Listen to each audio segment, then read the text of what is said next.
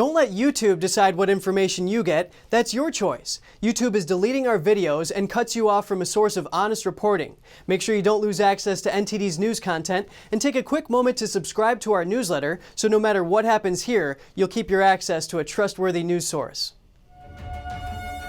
Portland Police Bureau's entire rapid response team has resigned from their positions. This in response to an officer being indicted on a protest assault charge. Some worry what this could mean for the riot-plagued city. Here are the details. As of Wednesday, Portland no longer has a rapid response team. The whole unit of officers voted to leave their voluntary positions after Officer Corey Budworth was indicted. The team of around 50 officers were responsible for responding to riots, civil unrest, and demonstrations. And because Portland's been dealing with unrest and numerous violent riots since the spring of 2020, this team was very active. Members of the far-left anarcho-communist Antifa network have been responsible for most of the riots and demonstrations. The police bureau said despite no longer serving as volunteers for the rapid response team, the officers will continue their regular assignments. This comes one day after Officer Budworth was indicted with one count of fourth-degree assault for alleged excessive and unlawful use of force during a protest-turned-riot last August. However, the Portland Police Union called the indictment politically driven and said in a statement, Budworth has been caught in the crossfire of agenda-driven city leaders and a politicized criminal justice system. Concerns are now being raised about what the absence of a riot squad will mean for the city. One police officer told the Post-Millennial, "Now that the riot team is no more, we have no clue what's going to happen. We don't have enough patrol officers to be pulled from the road to handle huge crowds. We're only backups with no gear like the riot team has." Journalist Andy No, who wrote a book on Antifa, said in a tweet, "The significance of the entire resignation from the rapid response team means there will essentially be no response from Portland police when a riot breaks out." Just last week, the Portland Police Association relocated its headquarters to an undisclosed location due to repeated attacks by rioters. You may remember the couple in St. Louis, Missouri, who held out their guns when Black Lives Matter protesters approached their home last June. They pleaded guilty to misdemeanor charges, but they're not backing down from their position on gun rights. The husband explains his guilty plea. NTD's Allison Lee reports. Missouri lawyer Mark McCloskey told Newsmax in an interview on Thursday why he pleaded guilty to the misdemeanor charge over the gun incident last June. He says the prosecutor dropped all the felony charges and gun charges and only charged him with a crime that said he purposefully placed other people in apprehension of imminent fear of physical injury. And by God, I did it. That's what the guns were for. The guns were there to scare people off and make sure they didn't approach us. And that's what the guns did. And as I said in the courthouse steps, if that's a crime in Missouri, I did it and I'll do it again. Mark McCloskey adds that is what the Second Amendment is there for. He pleaded guilty on Thursday to a Class C misdemeanor of fourth-degree assault and will pay a $750 fine. His wife, Patricia McCloskey, pleaded guilty to a Class A misdemeanor of second-degree harassment and will pay a $2,000 fine. Mark McCloskey likens the fines to a parking ticket. They will not have to spend any time in jail, but have to surrender the guns they used in the incident. The husband explains what the situation was like on that day. He says, "We grabbed our weapons and we stood out on the front porch, which is what the Second Amendment is there for, to keep and bear arms. We were bearing our arms." He's running as a Republican for U.S. Senate in Missouri next year. Allison Lee, NTD News. North Korea's Kim Jong-un announced he's ready for both dialogue and confrontation with the U.S. This comes 1 month after the Biden administration held a summit with South Korea's president, where they discussed the North Korean regime. NTD's Christina Kim has the story. North Korea's leader Kim Jong-un is giving his first comments about the Biden administration. According to state media, the regime leader stressed the need for dialogue and especially confrontation. This comes as the U.S. reiterated its goal of complete denuclearization for North Korea, but noted the administration won't focus on achieving a grand bargain. Asia expert Joseph Bosco says the regime's statement is relatively routine in terms of the country being prepared for any outcome. And the fact that he even mentioned dialogue is a good thing, since Kim hasn't always included that in the past. But Bosco notes the pandemic has taken quite a toll on the country. Couple that with their agricultural issues and U.S. sanctions, the timing of the message may show that Kim is under pressure. And he was hoping that they were giving Biden time to see if he would make some kind of concessions. He has not done that. And I think they're feeling the heat and decide they better make a deal while they can. Bosco says the only tactic that has worked when dealing with North Korea in the last 20 years is the maximum pressure approach from the Trump administration, and that has 3 elements. One was the economic sanctions, which are the toughest that have ever been imposed on North Korea. Secondly was the credible threat of force. Trump made some fire and fury statements that indicated he was actually willing to use force if they continued with their long-term missile tests or nuclear tests. And the third was the human rights issue. Trump gave 3 major speeches to the United Nations, the Korean National Assembly, and his State of the Union, where he focused heavily on North Korea's atrocious human rights record. And he says a key component to dealing with the North Korean regime is to also be hard on its partner, China. Bosco says the Chinese regime has used North Korea's nuclear forces to their advantage. They've been able to play that North Korea card against the United States and persuade us not to get tough on human rights, on Taiwan, on the South China Sea, on trade, because we need China, presumably, to help us with North Korea. But they've never really helped. Bosco says the Biden administration can't try to strike a middle ground. They must be tough. He hopes Biden follows Trump's approach and says he believes it will give them a much better chance of succeeding. Christina Kim, NTD News.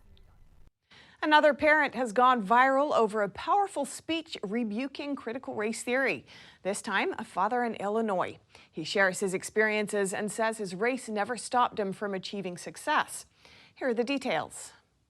Martin Luther King said he wanted his kids to grow up in a world where they are judged by the contents of their what? Their character, not their skin. Ty Smith, a father of 2 teenagers, says he worked his way through college without a mother or a father in his home. He attributes his success to his hard work and a conscious change in attitude towards his life. Speaking at a local school board meeting in Illinois earlier this month, he slammed critical race theory, calling it harmful. He says the teachings don't align with his own life experience. Here's the video that's gone viral. So when you talk about critical race theory, which is pretty much going to be teaching kids how to hate each other, how to dislike each other, that's pretty much what it's going to, I don't care what you say, it's pretty much what it's going to all come down to. You're going to deliberately teach kids, this white kid right here got it better than you because he white? You're going to purposely tell a white kid, oh, the black people are all down and suppressed. How do I have 2 medical degrees if I'm sitting here oppressed? How did I get, first of all, time up, because I only got 5 minutes now, 5 minutes. 2 medical degrees. Well, how did I get where I am right now if some white man kept me down? How am I now directing over folks that look just like you guys in this room right now? How? What kept me down? What oppressed me? I worked for myself from off the streets to where I am right now. You gonna sit here and tell me this lie of critical race theory? Critical race theory, or CRT, is an offshoot of critical theory, which is rooted in Marxism. It critiques history through a racial lens, classifying people as oppressed or oppressor based on the color of their skin. CRT curriculum is making its way into many schools, and it's sparking discussions about race and racism in school districts across the country. Proponents say systematic racism is to blame for inequalities, and talking about this will help bring positive change.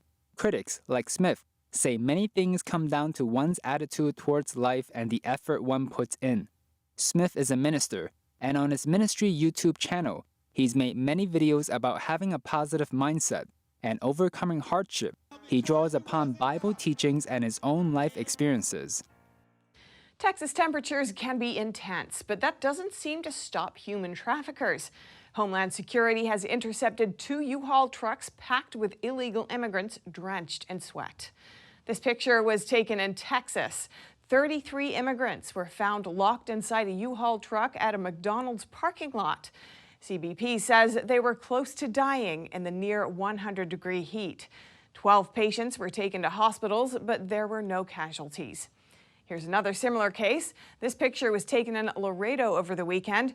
Another U-Haul truck, this time 27 people. Again, the immigrants just drenched in sweat. CBP says the temperature in this cargo compartment was a sweltering 106 degrees. The driver and passenger, both U.S. citizens, were arrested. U.S. citizens in Texas are using social media platforms to transport thousands of illegal immigrants around Border Patrol checkpoints and into major U.S. cities. They're being recruited by cartels and lured by the promise of quick cash. Here are the details. There's a new type of business that's booming. It's smuggling illegal immigrants around Border Patrol. Cartels are recruiting Texas drivers via social media to haul illegal immigrants from the border to cities like San Antonio, Houston, Austin, or Dallas. One driver told the Epoch Times he was promised $1,000 per person for the 7 Guatemalans they drove from Kinney County to San Antonio. The senior Homeland Security Investigations HSI official in the Del Rio region explains how it works. The official said drivers will get a general idea of the pickup location, and as the illegal immigrant approaches, communication will start coming in. Apparently, these drivers use encrypted messaging apps and Google Maps pin drops to dodge Border Patrol checkpoints. And usually, the foot guide that helped the immigrant cross the border illegally communicates directly with the driver. But the official said sometimes there's a third party coordinating the smuggling from Mexico or even from within the U.S. Since October, the San Antonio HSI office has started over 320 criminal investigations related to human smuggling. This type of human smuggling resulted in the horrific death of all 8 illegal immigrants in a driver's pickup truck. In March, an Austin man was charged with transporting illegal immigrants and resulting in their death. The driver didn't stop when a Texas state trooper tried to pull him over for speeding. Documents say he was speeding and at times going over 100 miles per hour. He then collided with another vehicle head-on, which took the 8 immigrants' lives and put the driver and the passenger he collided with in the hospital. A DPS director said cartels are trying to recruit drivers because they need more manpower, and they're using social media and promising a lot of money. Bishops in the United States have voted to approve a new document. It may reprimand Catholic politicians who support abortions, and that includes President Biden.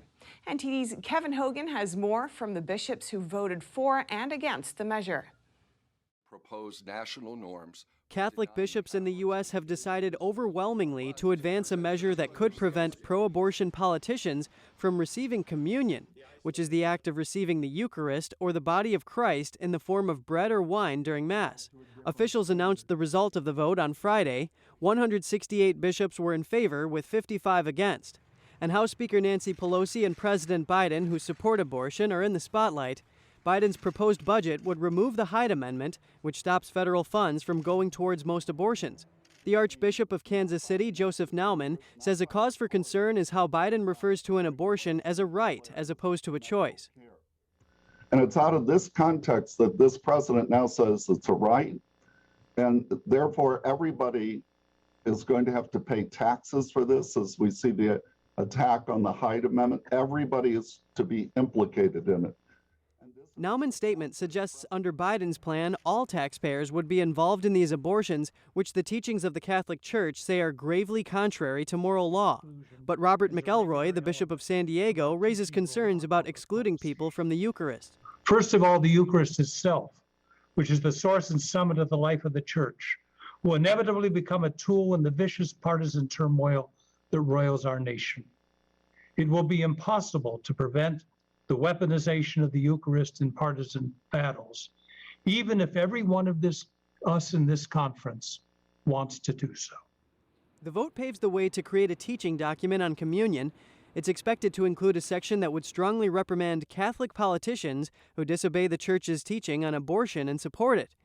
The chairman of the U.S. Conference of Catholic Bishops says the document would offer guidelines, not mandatory policies. Therefore, individual bishops can make the decision about who can receive communion. The Conference of Bishops is expected to deliberate on the document at an in-person meeting, possibly in November. Kevin Hogan, NTD News.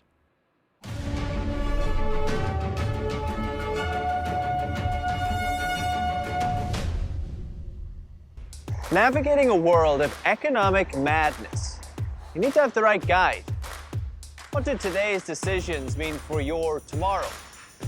We ask why. What's the alternative?